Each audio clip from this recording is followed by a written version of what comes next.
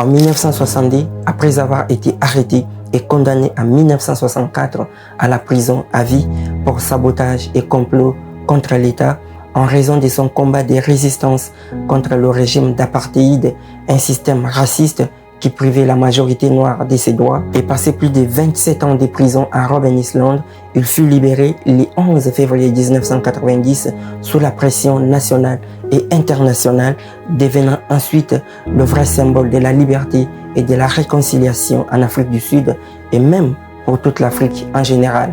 Et dès lors, il rentre dans l'histoire. Nelson Mandela. En 1861, il devient président des États-Unis, mais son pays est au bord de la guerre civile. Il fait face à des menaces de mort, à la division, à la haine et à des ennemis partout autour de lui. Et pourtant, il tient bon.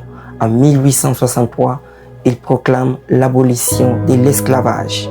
Et dès lors, il rentre dans l'histoire. Abraham Lincoln. En 1973, il est assassiné avant même de voir l'indépendance de son peuple. Et pourtant, son combat et ses idées révolutionnaires ont libéré la Guinée-Bissau et inspiré toute l'Afrique. Amilcar Cabral. En 1961, il devient premier ministre du Congo indépendant. Il est exécuté à seulement 35 ans. Et pourtant, son nom reste aujourd'hui gravé dans l'histoire de l'humanité, symbole de dignité et de courage. Patrice Emery Lumumba. Tous ces hommes n'ont pas prié pour que la vie leur donne des petites épreuves faciles. Non, ils ont prié pour avoir des épaules assez larges afin d'affronter ces gros problèmes.